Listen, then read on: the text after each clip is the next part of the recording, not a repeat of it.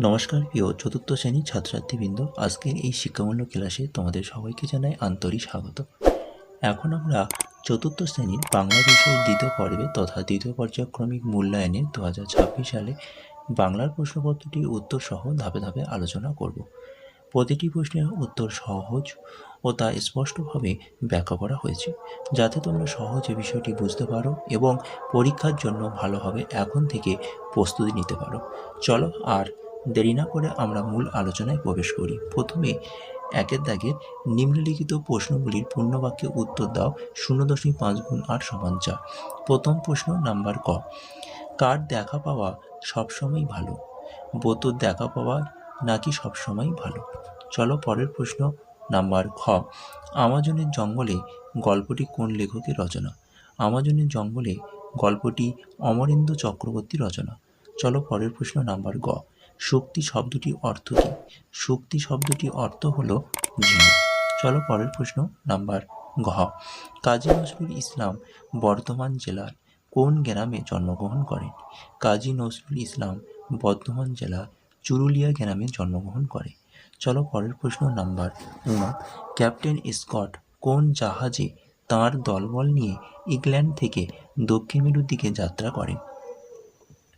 দেখে নাও সঠিক উত্তর, ক্যাপ্টেন স্কট টেরানোভা নামক জাহাজে করে তাঁর দলবল নিয়ে ইংল্যান্ড থেকে দক্ষিণ মেরুর দিকে যাত্রা করেন। চলো পরের প্রশ্ন নাম্বার চ, শম্ভুর বয়স কত? শম্ভুর বয়স 12 বছর। চলো পরের প্রশ্ন নাম্বার ছ, টম্বয় শব্দের অর্থ কী? টম্বয় শব্দের অর্থ ডান পিঠে। চলো পরের প্রশ্ন নাম্বার বঙ্গিজ, নাও শব্দটির অর্থ কী? নাও শব্দটির অর্থ হলো নৌকা। নাম্বার 2, আমি সাগর পাড়ি দেব কবিতাটি কবির নাম সহ প্রথম 12 লাইন মুখস্থ লেখো। 1 গুণ 6 সমান 7। আমি সাগর পাড়ি দেব কবিতাটি কবির নাম কাজী নজরুল ইসলাম।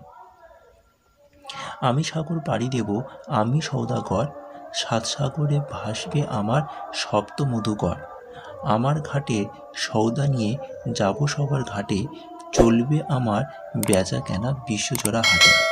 ময়ূরপঙ্খী বজরা আমার লাল বাউটা তুলে, ঢেউর দোলায় মরাল সম চলবে দুলে দুলে।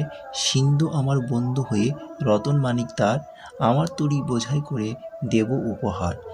দ্বীপে দ্বীপে আমার আশায় রাখবে পেতে থানা, শক্তি দেবে মুক্তমালা আমারই নজরানা।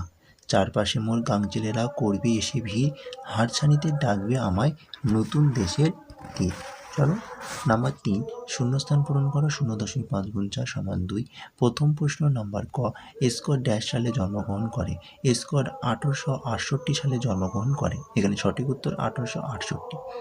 চলো পরের প্রশ্ন নাম্বার খ, প্রত্যেক তাঁবুর উপর একটা করে ড্যাশ গুঁজে রাখা হলো। প্রত্যেক তাঁবুর উপর একটা করে পতাকা গুঁজে রাখা হলো। চলো পরের প্রশ্ন নাম্বার গ, বুড়ো দাদু ড্যাশ অচেতন হয়ে পড়ে থাকে। বুড়ো দাদু অসার অচেতন হয়ে পড়ে থাকে। এখানে সঠিক উত্তর অসার। চলো পরের প্রশ্ন নাম্বার ঘ, দূরে দূরে খান কতক ড্যাশ, দূরে দূরে খান কতক মনসা ঝোপ। তাহলে এখানে সঠিক উত্তর মনসা ঝোপ।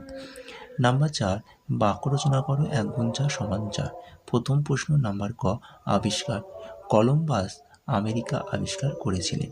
চলো পরের প্রশ্ন নাম্বার খ, গৌরব রবীন্দ্রনাথ ঠাকুর ভারতের গৌরব। চলো পরের প্রশ্ন নাম্বার গ, গ্রীষ্ম গ্রীষ্মকালে খুব গরম পড়ে। চলো পরের প্রশ্ন নাম্বার ঘ, গাছ আমাদের বেশি করে গাছ লাগানো উচিত। নাম্বার 5, নিম্নলিখিত প্রশ্নগুলি 2-3টি বাক্যে উত্তর দাও। 3 গুণ 3 সমান 9। প্রথম প্রশ্ন নাম্বার ক, অশ্বিনী কুমার দত্ত কে ছিলেন? তাঁর প্রতিষ্ঠিত সমিতির নাম কি? 2+1। দেখে নাও সঠিক উত্তর, অশ্বিনী কুমার দত্ত ছিলেন একজন বিখ্যাত সমাজসেবক, শিক্ষা অনুরাগী এবং জাতীয়তাবাদী নেতা। তাঁর প্রতিষ্ঠিত সমিতির নাম স্বদেশ বান্ধব সমিতি। চলো পরের প্রশ্ন নাম্বার খ, ছেলেবেলা থেকেই সামুদ্রিক অভিযানে স্কটের আগ্রহ ছিল কেন?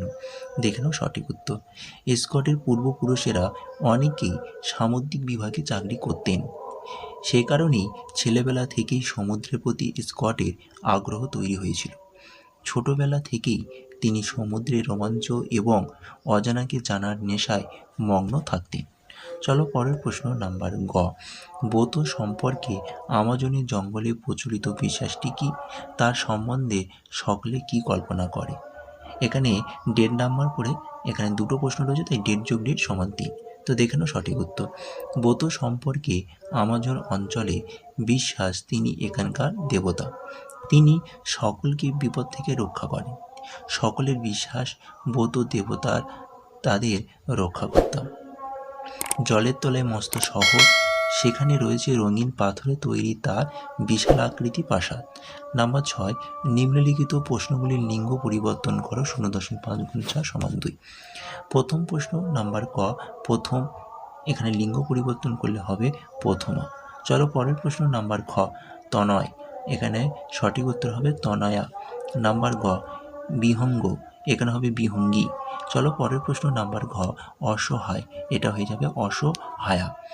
নাম্বার 7, নিম্নলিখিত শব্দগুলির সন্ধি বিচ্ছেদ করো 0.5 গুণ 4 সমান 2। দেখে নাও প্রথম প্রশ্ন নাম্বার ক, বিবেকানন্দ, এখানে সঠিক উত্তর হবে বিবেক যোগ আনন্দ, বিবেকানন্দ। চলো পরের প্রশ্ন নাম্বার খ, অপেক্ষা, অপযোগ ইক্ষা, অপেক্ষা। চলো পরের প্রশ্ন নাম্বার গ, মরুদ্যান, মরু যোগ উদ্যান, মরুদ্যান। চলো পরের প্রশ্ন নাম্বার ঘ, শারদ উৎসব, শারদ যোগ উৎসব, শারদ উৎসব। তো এটি ছিল ক্লাস 4th শ্রেণী দ্বিতীয় পর্যায়ক্রমিক মূল্যায়নের বাংলার প্রশ্নপত্র। তো বাংলা প্রশ্নপত্র সেটি তোমাদের কাছে কেমন লাগলো তোমরা অবশ্যই আমাকে কমেন্টে জানাবে, এবং চ্যানেলে নতুন হলে অবশ্যই চ্যানেলটিকে সাবস্ক্রাইব করে নেবে। আর ভিডিওটি ভালো হলে অবশ্যই ভিডিওটি একটি লাইক করো, এবং এই ভিডিওটি তোমাদের বন্ধুদের কাছে বেশি করে শেয়ার করে দিও। টাটা, বাই বাই, ভালো থেকো, সুস্থ থেকো।